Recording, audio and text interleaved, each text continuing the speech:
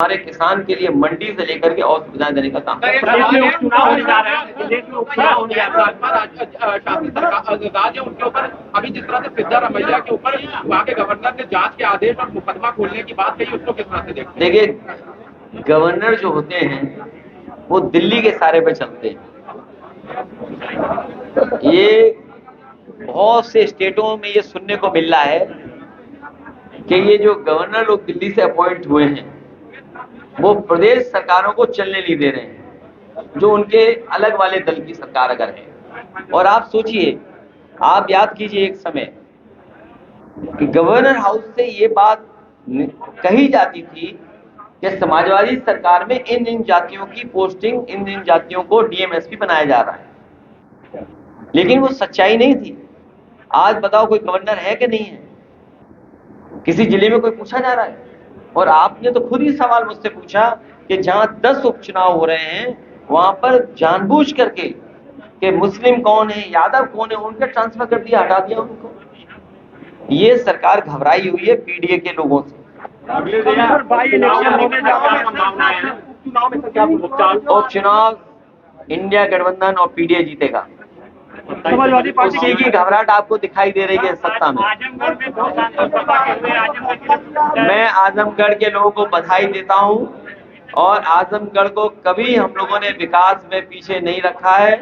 आने वाले समय में जब सरकार बनेगी तो आप आजमगढ़ को देखेंगे जिस तरीके से लखनऊ में या प्रदेश में और जगह विकास होता है, उससे भी आगे बढ़कर के आजमगढ़ और आसपास विकास कराने का काम करेंगे, जिसमें बिजली की सुविधा हो, अस्पताल की सुविधा हो, शिक्षा की सुविधा हो और सड़कों की भी सुविधा देंगे। और अपने किसान भाई और बुनकर भाइयों को मैं कहना चाहता हूं, उनके लिए विशेष योजना ला करके उनको आर्थिक रूप से कैसे मजबूत किया जाए उस दिशा में काम करेंगे। जी, लेकिन जनरली अस्पतालों में आज स्ट्राइक चल रही है की घटना को लेके, उस पर आपका क्या स्टैंड है? मैंने बोल दिया, हमारे पत्रकार साथी ने पूछा था। ममता बनर्जी जी खुद महिला है और एक महिला का दुख दर्द वो समझती है। उन्होंने कार्रवाई की है और जो उनकी डिमांड थी सीबीआई या अन्य संस्था से जांच कराने का, वो भी फैसला सरकार ने लिया है। लेकिन इसके साथ साथ भारतीय जनता पार्टी के लोगों को राजनीति नहीं करनी चाहिए। और अगर बंगाल के बारे में इतनी चिंता है, स्वाभाविक है, जो घटना हुई है उस हिसाब से जो लोग डॉक्टर्स हैं सब लोग स्ट्राइक पे गए हैं। लेकिन बीजेपी को घटनाओं से राजनीतिक लाभ नहीं लेना चाहिए। किसी भी घटना से राजनीतिक लाभ नहीं लेना चाहिए बीजेपी को। आप बताइए, सोनभद्र में जो बेटी के साथ हुआ है उसमें क्या बीजेपी कर रही है? या लखनऊ में एक दलित मां ने आत्मदाह कर लिया था मुख्यमंत्री ऑफिस में, मुख्यमंत्री कार्यालय में। सोचिए आप, कभी आप कल्पना कर सकते हैं?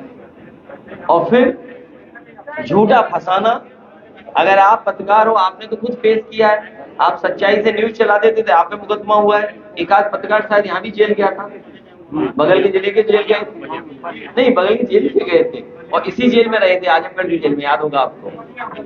तो ऐसी भी सूचना है।